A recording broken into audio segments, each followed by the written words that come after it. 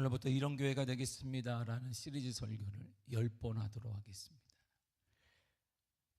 기쁨과 감격의 50주년 예배를 우리가 지난해 8월 10일에 하나님께 드렸습니다. 50주년 감사 및 임증 예배를 드렸습니다. 지금 다시 돌아보아도 제게는 기쁨과 감격과 감사뿐입니다. 부족한 제가 50년 된 교회 담임 목사가 되었다는 것, 50년 된 교회에 하나님의 은혜로 세워져 있다는 게 얼마나 감사한지 모릅니다.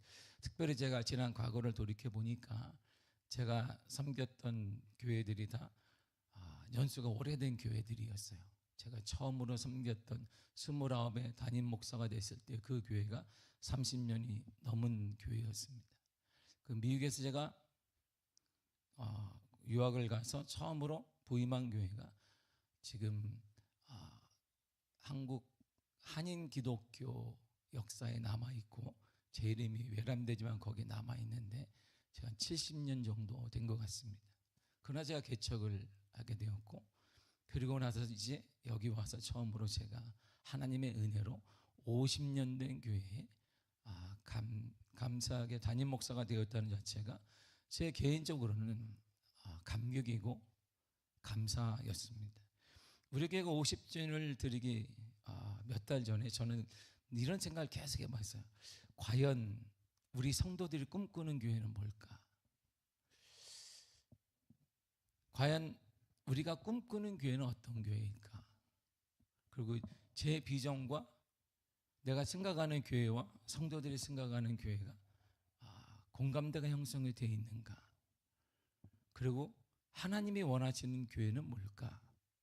이 지역에 하나님이 50년 동안 강북구에서 하나님이 우리 교회를 생존해 시켰다면 분명한 뜻이 있고 원하시는 교회상이 있을 것인데, 우리가 강남에 있는 것도 아니고 우리가 지방에 있는 것도 아니고 우리가 저 제주도에 있는 것도 아닌데, 그렇다면 이 서울의 강북에 있어서 50년 동안 우리가 예배를 드렸다면 주님이 원하시는 교회는 있을 것이고, 그리고 담임으로서 내가 꿈꾸는 교회도 있고 우리 성도가 꿈꾸는 교회는 뭘까?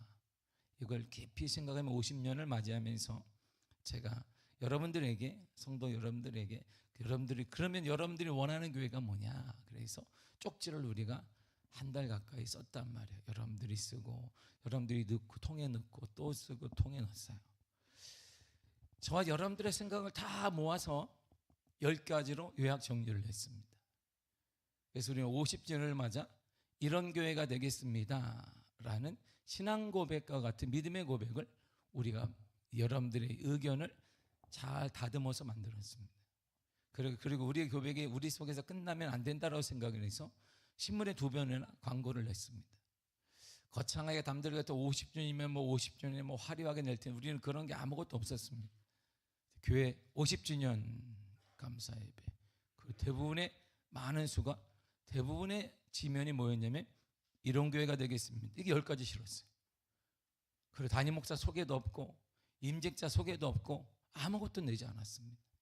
단지 신문 2번이나 내면서 우리가 50주년 감사 예배 및 임직 예배, 임직 은퇴 예배 해놓고 바로 거기다가 교회 그림 하나 딱 놓고 뭐 하자는 거야?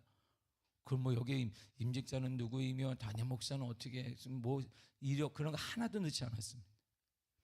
이런 교회가 되겠습니다 하고 10가지를 쭉 실어놨어요. 그게 광고의 전부였습니다. 그걸 한 번 내고 또 한 번은 다른 디자인으로 동일하게 냈습니다. 주 메인이 뭐였냐면 이런 교회가 되겠습니다 했어요. 그리고 26년을 우리가 맞으면서 주님께서 우리에게 적과 꿀이 흐르는 곳으로 인도해 주시겠다라고 약속하시며 손을 잡고 계십니다. 그리고 꼭 영역의 풍성함과 풍부로 가득한 곳으로 인도해 주실 것을 믿습니다. 그 땅, 주님께서 올해 우리에게 약속해 주신 그곳을 가기 위해 우리는 10가지 고백을 이제 살아내야 합니다. 외침이 아니라 삶으로 살아내야 돼요. 우리가 살아낼 때 주님이 약속하신, 하나님의 약속하신 그 땅, 그 적과 꿀이는 그 땅으로 하나님이 선한 방법으로 인도하시며 영육을 누리게 하여 주실 것입니다. 그 첫 번째 고백이 이것입니다. 다 같이 한번 읽도록 하겠습니다. 다 같이 읽도록 하겠습니다. 시작. 예배가 모든 것의 중심이 되는 교회가 되겠습니다.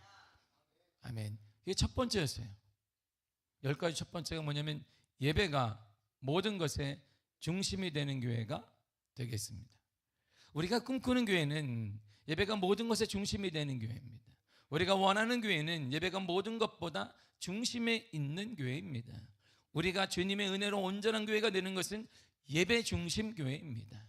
우리가 원하고 꿈꾸는 교회는 모든 활동과 모든 프로그램보다 예배가 우선시 되어지고 생명력 있는 예배가 드려지게 되고, 예배를 통해 지친 영혼이 회복되어지고, 예배를 통해 치유되어지며, 예배를 통해 하나님의 은혜와 다시 일어날 용기를 얻는 교회를 꿈꾸고 있는 것입니다.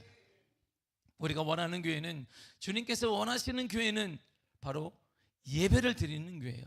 참 예배, 주님이 원하신 우리의 예배가 아니라, 우리만의 리그가 아니라, 우리가 생각한 것이 아니라 주님이 원하시는 그 예배를 우리가 오늘날 드리는 것입니다. 2000년 전에 주님이 원하셨던 그 예배를 오늘날 이 시간에 우리는 드려야 된다는 것입니다. 하여튼 왜 우리는 첫 번째로 예배가 중심이 되는 교회를 꿈꾸었을까요? 그렇다면 믿음의 사람에게 예배는 무엇일까요? 예배는 단순한 의식이 아닙니다. 하나님과 관계를 새롭게 하는 것이고, 우리의 삶 전체를 하나님께 드리는 방향에 우리 인도하는 삶의 원리가 바로 예배입니다. 예배가 중심이 될 때 교회는 사람의 힘이나 조직으로 움직여지는 것이 아닙니다. 오직 하나님의 임재를 경험하게 되는 것이고, 하나님의 은혜를 체험하는 공동체로 자라게 되는 것입니다. 사랑하는 성도 여러분, 제가 누구에게만 참다운 부흥이 뭘까요? 수가 늘어나는 게 부흥이 아닙니다. 진정한 부흥은 하나님의 거룩한 임재를 경험하는 것입니다. 예배가 온 하나님의 임재를 경험하는 것, 하나님을 만나게 되는 것, 진정한 부흥의 원리인 것입니다. 예배는 모든 것의 시작이며 모든 것의 목적이며 삶의 스타일입니다.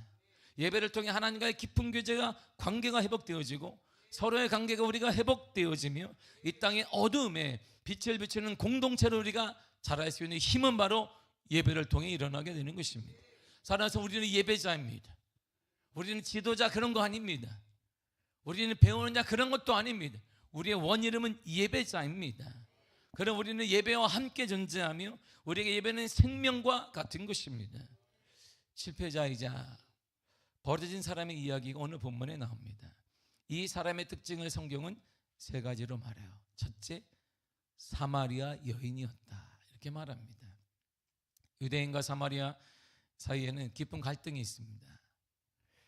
사마리아인은 유대인들이 이방인과 사마리아인들이 섞여 있기 때문에 경멸의 대상이었어요.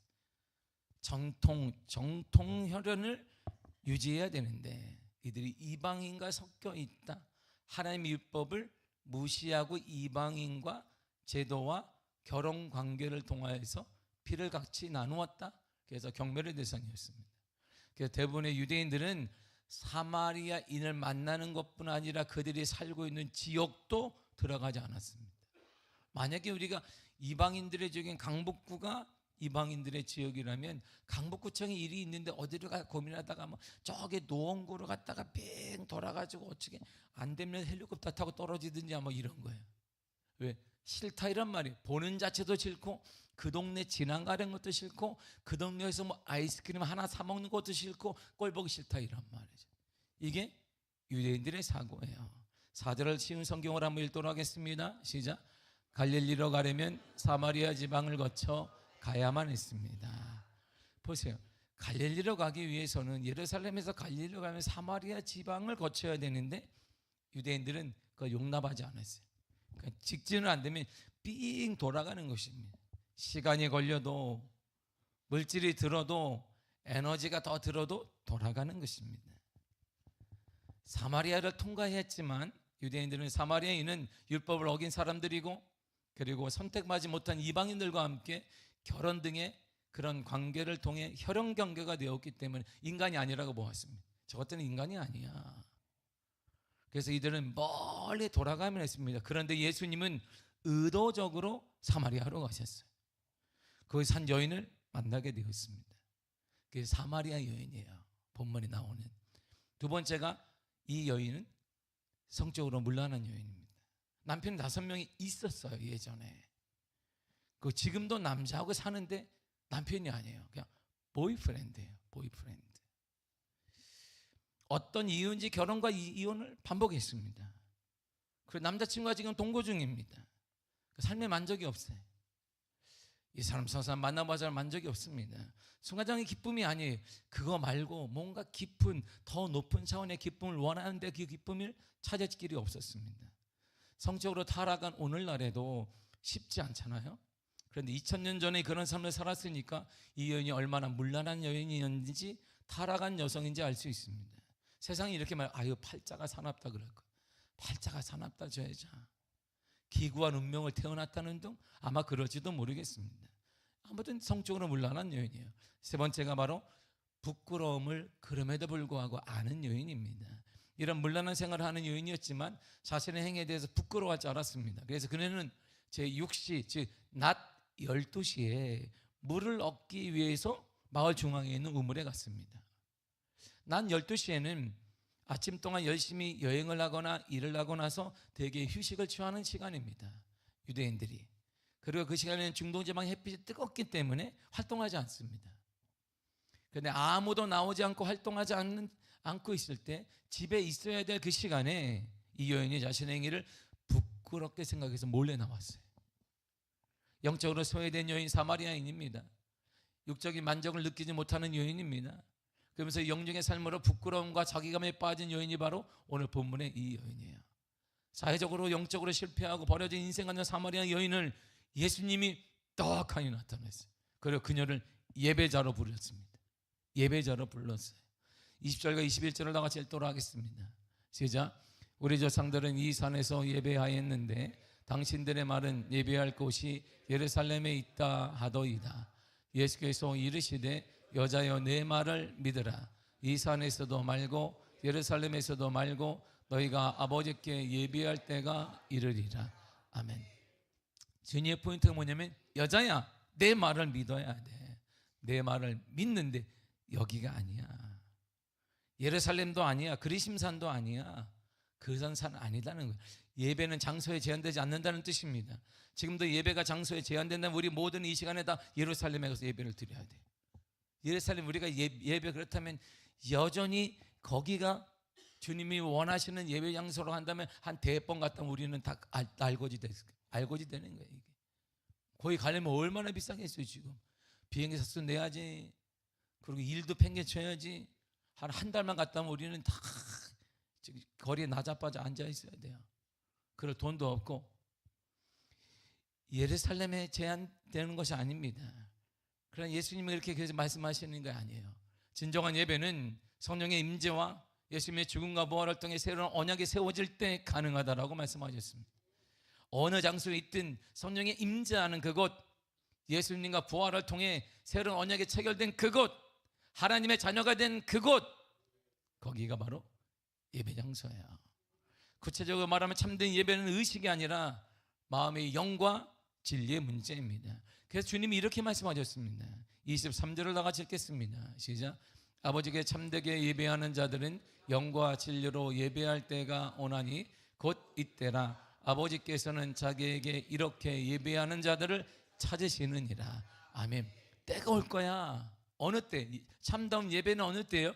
영과 진리로 예배할 때가 참다운 예배이고 그렇게 드리는 자들을 찾고 있다 이런 말입니다.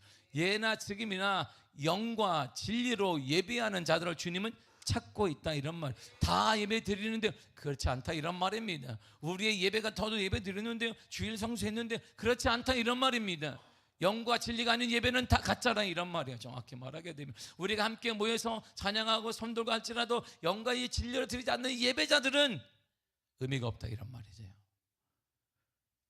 이처럼 예배는 물리적, 환경적, 감정 등에 제한받지 않습니다. 예배는 하나님과 더 깊고 개인적인 관계를 추구하도록 우리를 초대하는 거예요. 이러한 예배는 예수님과의 만남으로부터 시작하는 것입니다. 예수님과의 만남으로부터. 예수님을 만나면 이런 완전한 변화가 일어나거든요. 로마서 13장 12절을 보겠습니다. 시작. 밤이 깊고 낮에 가까웠으니 그러므로 우리가 어둠의 일을 벗고 빛의 갑옷을 입자. 아멘. 밤은 끝나는 거, 어둠은 시작됩니다. 밤은 끝나고 어둠은 사라진다는 말이에요. 빛의 시대가 온다 이런 말입니다. 빛은 바로 예수 그리스도를 말하는 거 아니겠어요? 빛이 어둠을 사라지게 하듯 이제 우리가 내 실패와 갈등과 고통과 어려움과 영적인 모든 단절은 사라지고 영이 사는 구원의 시대가 도래한다 이런 말입니다. 육이 회복되어지고 치유되는 축복의 시대가 온다 이런 말입니다. 누가? 예수 그리스도를 만나게 된 말이에요. 그러므로 예배의 시작은 예수 그리스도의 만남으로부터 가능한 것입니다. 예배의 부흥은 예수님의 거룩한 임재를 경험하는 것입니다. 눈이 말하지만 우리의 부흥은 수를 말하는 게 아닙니다. 기독교의 참다운 부흥은 거룩한 임재를 경험하는 것, 하나님의 거룩한 임재를 경험하는 것입니다. 예수의 살아계심을 경험하고 확신하는 것입니다. 주님은 살아계시구나. 할렐루야. 이게 참다운 부흥인 것이. 참된 예배, 진정한 예배는 예배 속에서 살아계신 예수 그리스도를 경험하는 것입니다. 그분의 사랑을 느끼게 되고 그분의 사역에 동참하게 되는 것이고 그분께서 죽으시면서까지 베푸신 은혜를 깨닫고 고백하는 것입니다. 그래서 예수님은 영적으로 소외된 사마리아 지역에 환경적 윤리적으로 멸시만난 여인에게 찾아오시 그녀를 참 예배자로 부르신 것이에요. 오늘 우리의 환경이 연약할 수 있습니다. 어려울 수 있습니다. 오늘날 우리의 정치가 혼란을 겪고 있습니다. 경제적으로 힘들 수 있습니다. 문제가 있을 수 있습니다. 그러나 주님은 지금 여러분들을 그럼에도 불구하고 예배자로 부르시는 거예요. 주님 우리를 먼저 부르십니다. 주님 먼저 우리를 만나시기를 원하십니다. 주님 먼저 우리에게 예배자로 서기를 원하십니다. 만남 주시기를 원하십니다. 주님과의 만남은 참된 예배의 시작점이 되는 것입니다. 그러므로 우리의 예배를 통해 가장 먼저 할 일은 주님과의 만남을 회복하는 것입니다. 만남이 있는 예배가 진정한 예배인 거예요. 찬양을 통하든 기도를 하든 말씀을 듣는 가운데 여러분들이 아멘을 하든 중요한 건 주님과의 만남에 있는 예배가 되길 간절히 축복합니다. 주님과의 교제가 있는 예배 바로 그 예배 말이에요. 그 예배가 우리가 꿈꾸는 예배고 주님이 원하시는 예배, 우리가 그렇게 원하고 사모하는 예배가 바로 그 예배인 것입니다. 참된 예배는 그런데 놀랍게요, 하나의 우리가 볼 때는 아픔이 하나 있어요. 주님을 그가 딱 만나자마자 놀라운 일이 일어났어요. 예수님이 사마리아 성에 있는 수가성 여인을 불렀습니다. 예배자를 불렀어요. 그리고 그녀의 해결되지 않는 갈급함을 주님이 보았습니다. 예수님을 만난 이 여인은 자신의 인생에서 숨기고 있는 게 있는 거예요. 꽉 드러내기를 꺼려하는 문제와 지금 막닥뜨리고 있는 거예요. 성적으로 문란한 생활을 하고 있어요. 근데 그 얘기를 누구한테 하겠어요? 목마름을 해결해 적지 않은 남성들을 만났지만 해결될 기미는 없습니다. 여성으로 숨기고 싶고 숨겨야만 하고 알고 있는 사람들과도 교류도 하지 않은 채 홀로 살아가는 이 여인에게 예수님이 난데없이 문제를 툭 질문을 일으켜 하셨습니다. 그리고 질문뿐만 아니라 명령을 일으켜 했어요. 16절을 보겠습니다. 시작. 이르시되 가서 내 남편을, 아니 지금 예배자 불렀으면 너 어떻게 살았니? 고생이 많구나. 그렇게 하셔야 되는데 첫 마디가 뭐냐면 내 남편을 불러와라. 이 질문에 여인이 남편이 없습니다. 그렇게 얘기했어요. 그러자 예수님은 다시 이렇게 말씀하셨습니다. 17절을 보겠습니다. 시작. 나는 남편이 없나이다. 예수께서 이르시되 내가 남편이 없다 하는 말이 옳도다. 맞다. 너 남편 없는 거 안다. 그리고 이 여인의 숨겨둔 지옥과 같은 비밀을 툭 터주셨어요. 18절을 보겠습니다. 시작. 너에게 남편 다섯이 있었고 지금 있는 자도 내 남편이 아니니 내 말이 참되도다. 아멘. 너 말 맞아. 근데 예전에 5명의 남편이 있었다. 지금 있는 그 남자는 보이프렌드냐? 뭐니? 이런 말이에요. 여인의 실체를 지적하셨습니다. 여인의 실체가 확 드러났어요. 주님을 만나면 내 실체가 드러나요. 그래서 여러분들이 예전에 주를 처음 만났을 때 보세요. 막 눈물이 계속 납니다. 왜 울어요? 억울해서 울어요? 옆 사람이 우니까 우나? 그게 아니잖아요. 내 시선을 보게 되는 거예요. 내가 이런 사람이었구나. 이게 주를 만난 자들의 일반적인 정통적인 삶이에요. 실체가 딱 드러나요. 하얀 백지에 내가 백지에다가 검은 것 몇 개 찍으면 보이지 않았는데 하얀 백지하고 같이 놓으면 내 까만 게 선명하게 보이듯이 보이기 시작하는 거야. 그랬더니 이 여인이 예수님이 이렇게 반응을 합니다. 19절을 보겠습니다. 시작. 여자가 이르되 주여 내가 보니 선지자로소이다. 이게 무슨 말이에요? 맞습니다. 인정하는 거예요. 자신의 수치와 현재의 모습을 인정합니다. 네, 맞습니다. 저는 그런 여자입니다. 네, 저는 그런 수치스러운 여인입니다. 저는 잘못된 사람입니다. 비인륜적인 사람입니다. 불법을 행하는 사람입니다. 모든 병의 치료의 시작은 인정하는 것입니다. 그래야지 되죠. 나 아프지 않은데요. 병원에 가면 안 아파, 나 안 아파.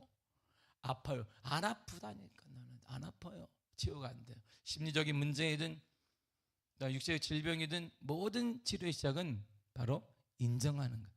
아파요. 그래서 응급실 가면 다 아파. 소리를 꽥꽥 지릅니다. 아프다. 그 막 아프니까 아픈데 가만히 있으니까 뭐 자녀들이 옆에 있는 사람이 가가지고 의사를 불러가지고 아프대잖아. 다 아파, 다 아파.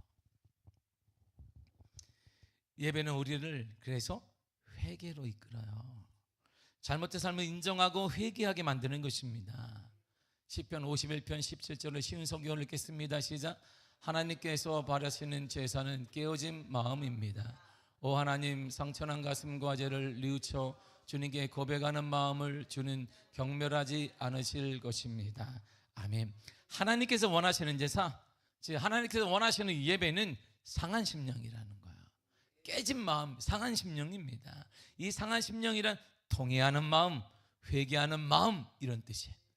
깨어진 마음이란 회개하는 마음, 통회하는 마음을 말합니다. 통회하고 회개하는 사람을 하나님은 경멸하지 않습니다. 그렇지, 너 죄인이잖아, 이렇게 말해요. 그런데 왜 이렇게 말하지 않습니까? 그 사람을 안아주시는 거예요. 기회를 허락하십니다. 다시 일어나게 하는 거예요. 그래서 주를 만난 자마다 이 경험을 우리가 한 거예요. 그렇구나. 그래서 울기도 했지만 소망을 발견하기도 하고 놀라운 은혜를 경험했다라고 하기도 하고 주를 만났다라고 말하기도 하는 것입니다. 이처럼 예수를 만나면 자신의 있는 모습 그대로 인정하게 되어 있습니다. 그리고 예수님이 이런 나약하고 보잘것없는 자신을 있는 모습 그대로 받아주시고 하나님이 이해한다는 것을 우리가 알게 되는 거예요. 그래서 예수를 만난 사람들은 모두 동일하게 회개의 시간을 갖습니다. 그리고 그들 자신을 받아주신 하나님께 대한 감사와 감격에 빠지게 되어 있습니다. 그래서 눈물이 마르지 않는다라고 해요. 예수님의 그 큰 은혜 때문입니다. 우리는 이렇게 고백했습니다. 예배가 모든 것의 중심이 되는 교회가 되겠습니다. 진정한 예배, 성공적인 예배, 주님께서 원하시는 예배를 드리게 되면 예수님을 만나게 되어 있어요. 예수님을 통해 자신의 모습을 그리고 직면하게 되어 있습니다. 여러분, 자신의 모습을 객관적으로 볼 줄 아는 사람이 발전할 수 있는 것이, 나는 괜찮아, 발전이 없습니다. 자신의 있는 모습을 그대로 볼 수 있는 그 사람, 우리 가정을 그대로 볼 수 있는 그 사람, 우리 사업체를 그대로 볼 수 있는 그 사람의 여러 발전이 있는 것이. 여러분들 모르겠지만 저는 매년마다 이 지역에 있는 교회다 우리 교회를 평가하고 있습니다. 제가 와서 매년마다 하는 게 그거예요. 저는 10가지 사항을 해서 매번 점수를 매깁니다. 이 지역에 있는 모든 교회들, 내가 방문할 수 있는 교회들을 만나고 목사님들을 만나고, 그리고 제가 했던 일이 우리 교회도 맨날 10가지 해서 점수를 매겨요. 예전에 제가 처음 와서 우리 교회가 3점이었어요. 내 기준에 따라. 지금이 8점까지 올라갔습니다. 뭐 하는데 3점이라고 하면 좌절할 게 아니라 부족한 부분을 제가 계속 그걸 강조한 것이, 그걸 하면 채우는 것입니다. 그래서 제가 점수를 올린 거예요. 그래서 지금도 매년마다 저는 점수를 매겨요. 우리 교회뿐만 아니라 다양한 교회들의 점수를 매깁니다. 그래 우리 교회가 발전할 수, 괜찮지 뭐 먹고 사는 데 지장이 없지, 우리 교회는 뭐 이런 게 아닙니다. 그래야 발전할 수 있는 거예요. 발전이 가능합니다. 주를 만난 자마다 왜 성숙할 수 있을까요? 자신을 객관적으로 보기 때문이에요. 그것이 아픔이든 장점이든 상관없이 객관적으로 볼 수 있는 그 사람이 발전할 수 있는 것이, 우리의 좋은 것이든 나쁜 것이든 정확히 볼 수 있는 그 사람이 성장하며 성숙할 수 있게 되는 것입니다. 실망하지 않습니다. 자신을 더럽고 취하고 나아간 모습에 실망하지만 연이어 주님께서 나를 회개하는 나를 구하시고 용서하시고 안아주신다는 사실을 알게 됩니다. 주님은 회개하는 그 사람을 용서하십니다. 회개하는 그 사람을 그대로 받아주십니다. 기회를 주십니다. 회복시켜 주십니다. 은혜자로 이끌어 주십니다. 그래서 예배의 성공은 삶의 성공으로 이어지게 되는 것입니다. 예배의 성공은 인격의 성숙으로 이어지게 되는 것이고, 예배의 성공은 전 인격적인 성장과 성숙을 이루게 되는 것이고, 가정에 놀라운 변화가 나타나게 되는 것입니다. 그래서 진정한 예배자는 그리스도다움을 살아간 Christ likeness라고 하는 거예요. 그리스도다움, 그리스도답게 살아가는 것입니다. 진정한 예배자의 삶은 예수답게 교회에서뿐만 아니라 가정에서도 일터에서 살아가게 되는 것입니다. 나는 예수 그리스도답게 살아가는 것이에요. 그리스도답게 말하고, 예수 그리스도답게 사고하고, 예수 그리스도답게 행동하고, 예수 그리스도답게 판단하고 결정하는 것입니다. 이게 진정한 예배자인 것입니다. 예배는 그러므로 그래서 우리가 눈에 예배는 삶이라고 말하는 것은 내 안에 계신 예수 그리스도 때문에 생각이 달라지게, 판단이 달라, 모든 게 달라, 전 인격적인 변화가 일어나기 때문인 것입니다. 이거 진정한 예배자인 거예요. 영적, 인격, 풍부함, 사랑, 용서, 이 모든 면에 주님과 같은 그리스도답게 그리스도의 다음을 추구하는 사람, 바로 그 사람이 진정한 예배자인 거야. 마지막으로 진정한 예배자의 외적 행동을 보세요. 예배자로 그녀가 그렇구나, 예배자로 나를 주님이 불렀구나라고 은혜를 딱 받게 되니까 외적인 변화가 일어났어요. 28절과 9절입니다. 시작. 여자가 물동이를 버려두고 동대로 들어가서 사람들에게 이르되 내가 행한 모든 일을 내가 말한 사람을 와서 보라, 그는 그리스도가 아니냐 하니. 아멘. 자신이 만난 예수 그리스도를 전해요.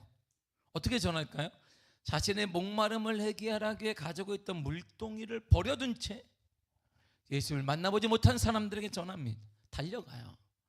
예수를 만나기 전에 자신에게 가장 귀한 것은 물동이 있어야 물을 풀 거 아니에요. 우물에 뭐 욕이 있는 것도 아니고 저 밑에 있으니까 그 귀한 것을 때로는 생명처럼 여겼던 것을 다 버려둡니다. 왜일까요? 예수님은 그것과 비교할 수 없을 정도로 귀한 분이기 때문이에요. 자신의 생명보다 귀한 것, 자신의 성공과 출세와 인맥 등 그 무엇보다 귀한 것을 발견했기 때문입니다. 그것이 바로 우리가 아는 예수 그리스도인 것입니다. 주 예수보다도 귀한 것은 없네. 맨날 찬양만 합니다. 주 예수보다도 귀한 것은 없네. 맨날 찬양하는데 귀한 것 수백 가지 수천 가지야. 아주 그냥 주 예수보다 귀한 내 자녀들, 주 예수보다 귀한 내 물질, 주 예수보다 귀한 주 예수보다 귀한 거 얼마나 많은지 몰라. 그러면서 나와서는 우리가 주 예수보다도 귀한 것, 또 눈물까지 흘려. 또 왜 흘린지 모르겠지만 가슴이 이렇게 가슴이 드라마 봐서 전날 드라마 본 게 이어진 거예요. 그건 은혜 받은 게 아니라. 당연히 이전까지 귀하게 여겼던 물동이를 버려 이웃들에게 달려갈 수밖에 없는 거야. 예수에 대해 낯설고 영적으로 타락한 사마리아인들에게 자신이 만난 예수를 전하던 사람들이 놀랍게 반응을. 그 전까지 이 여인이 어떤 여인? 죄진 여인. 아유, 상대할 기구한 여인. 패륜, 저런 나쁜 여인. 사람들이 상대도 안 했어요. 또한 이 여인은 자신의 과거를 알고 있을까봐 사람들이 꽁꽁 자신을 숨겼습니다. 근데 그 여인이 한마디를 딱 던졌어요. 예수를 말하게 되니까 동네 사람들이 이렇게 반응한 거야. 30절을 보겠습니다. 시작. 그들이 동네에서 나와 예수께로 오더라. 아멘. 이게 어떻게 일어난 거야? 전하면 그분이 하십니다. 예수를 동네 사람들에게 소개하고 말할 때 이 여인을 보세요. 외적 환경이 변화됐을까요? 똑같아. 외적 환경이 변화된 게 없습니다. 여전히 보이프렌드는 집에 있어요. 보이프렌드 헤어졌다는 말이 없어요. 여전히 똑같습니다. 아마 이후에 결단했겠지만, 근데 우리는 보세요. 환경을 탓하고 지금 이 모습 때문에 안 되고 좀 더 나아지면 전해야 되지 않을까, 성공하면 되지 않을까, 간증거리가 있어야지 이렇게 전해도 먹히지 않겠습니까? 맞습니다. 어쩌면 더 효과적인 전도 방법이 될 수 있습니다. 여러분들이 성공하라고 하는 물질이 있거나 이렇게 잘 갖춰지면 좀 더 나을 수도 있습니다. 그러나 이런 외적 환경은 전도를 위한 복음 전하며 필수 조건이 아니란 말입니다. 있으면 좋지만 없다고 안 되는 게 아니다 이런 말입니다. 우리는 내가 만난 예수를 그대로 전하기만 하면 되는 것입니다. 우리에게 필요한 것은 예수 그리스도의 진정한 만남인 것이고, 예수님은 우리에게 이렇게 명령하셨습니다. 마태복음 28장 19절 20절입니다. 시작. 그러므로 너희는 가서 모든 민족을 제자로 삼아 아버지 아들과 성령의 이름으로 세례를 베풀고 내가 너희에게 분부한 모든 것을 가르쳐 지키게 하라. 아멘.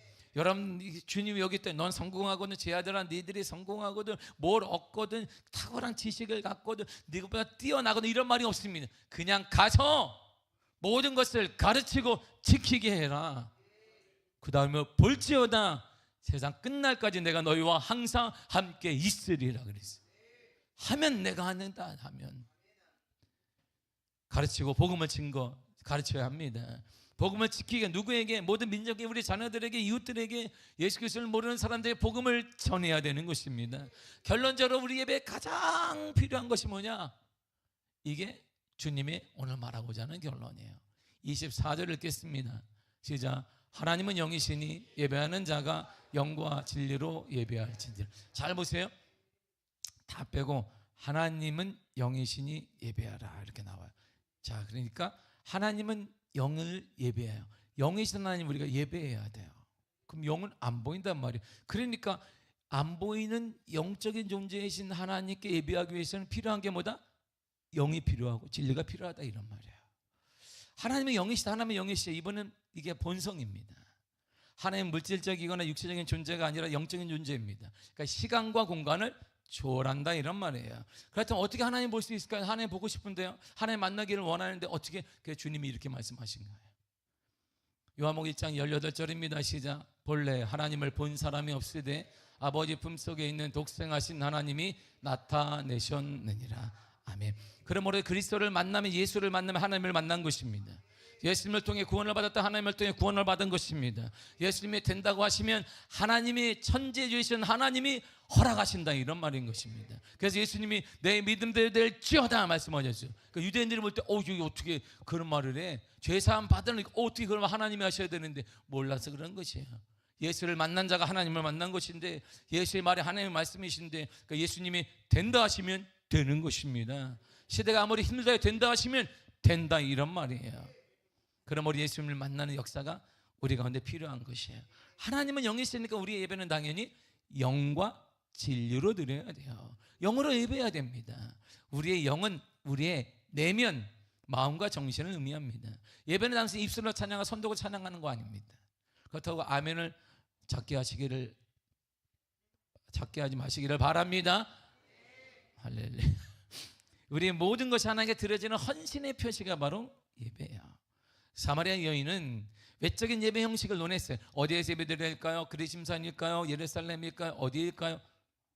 예수님의 진정한 예배는 내면에서 우러나야 한다라고 말씀하신 것입니다. 그래서 주님은 이렇게 말씀하셨어요. 요한복음 로마서 12장 1절입니다. 시작.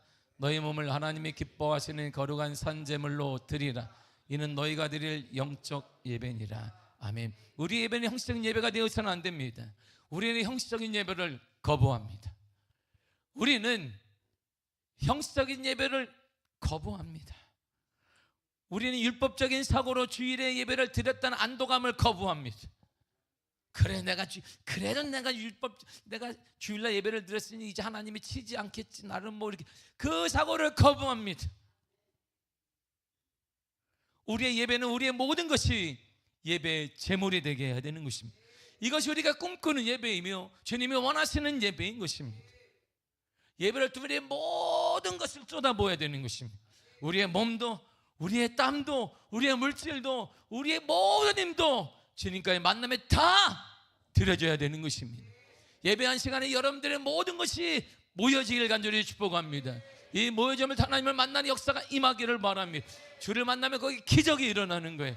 주를 만나면 여기 역사가 일어나는 것입니다. 이게 예배인 거예요. 이것이 우리가 꿈꾸는 예배이고 주님이 원하시는 예배인 것입니다. 그리고 진리로 예배하라고 했습니다. 진리란 하나님의 말씀과 예수님을 통해 계시된 예배를 말합니다. 예배는 우리의 감정이나 상상에 의존하지 않습니다. 하나님께서 계시하신 진리에 근거합니다. 그래서 예수님이 이렇게 말씀하셨어요. 요한복음 14장 6절입니다. 시작. 예수께서 이르시되 내가 곧 길이요 진리요 생명이다. 진리로 예배하는 것은 예수님 중심으로 예배하는 것입니다. 예수님을 예배하는 것입니다. 예수님만을 예배하는 거예요. 더 나아가 이렇게 말씀하셨습니다. 요한복음 17장 17절입니다. 시작. 아버지의 말씀은 진리이니이다. 이처럼 하나님의 말씀이 예배가 기초가 되는 것입니다. 말씀은 하나님이시고 그 말씀이 육체를 입고 이 땅에 오셨는데 그분이 바로 예수 그리스도가 되십니다. 그러므로 진정한 예배는 예수님을 통해 하나님께 나아가는 거야. 할렐루야. 얼마나 우리는 예배를 통해 하늘에 계신 천지의 주인 되시는 하나님께 나아갈 수 있어요. 이것이 예배예요. 우리는 이곳에서 예배를 드려요. 오늘 여기 이렇게 같이 드립니다. 우리 이 땅 2층에서 예배드려. 2층에서 우리가. 근데 그 예배를 통해 저 하늘에 계신 하나님께 우리가 나아갈 수 있는 거예요. 우리의 기도가 계시록에 보면 향이 된다 그랬어요. 우리가 기도할 때 향이 되어서 천사가 그걸 하나님께 올려드린다고 했습니다. 이처럼 우리의 예배를 통해 우리의 삶과 영적 육체의 삶의 모든 것들이 하나님께 올라가는 거예요. 하나님께 나아갈 수 있습니다. 얼마나 감격이에요. 하나님을 만날 수 있고 하나님을 볼 수 있고 하나님을 체험할 수 있는 거예요. 우리의 예배를 통해 이런 기적과 은혜가 일어날 것입니다. 마가복음 10장 27절입니다. 시작.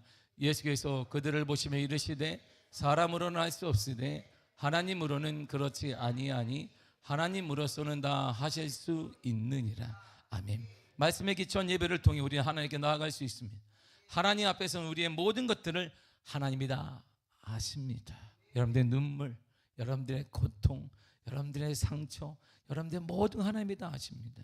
그리고 참된 예배자의 삶 속에 하나님은 개입하시는 거예요. 여러분의 삶에 개입하십니다. 개입하셔서 우리가 할 수 없는 것들을 친히 하시고 해결해 주십니다. 사랑하는 성도 여러분, 그러므로 예배는 기적이며 예배는 소망인 것입니다. 예배는 감격이며 예배는 변화이며 예배는 기쁨이 되는 것입니다. 참담 예배자가 되어서 우리가 꿈꾸는 그 교회, 우리가 주님이 원하시는 그 교회에 가장 중심은 예배인데 예배를 통하여서 참다운 기적과 은혜가 여러분의 삶에 드러나기를 축복합니다. 하나님의 역사가 반드시 임하게 될 것입니다. 예배는 기적입니다. 예배는 하나님 만나는 통로이며 소망이 되는 것입니다. 예배는 감격입니다. 예배는 기쁨이며 변화인 것입니다. 2025년 26년도에 여러분들의 참다운 예배자가 되어서 감격과 변화를 통해 여러분들의 삶의 변화가 나타나고 자녀들의 변화가 나타나고 하나님과 영적 교제가 깊어지는 역사가 나타나는 줄을 축복합니다. 기도하겠습니다.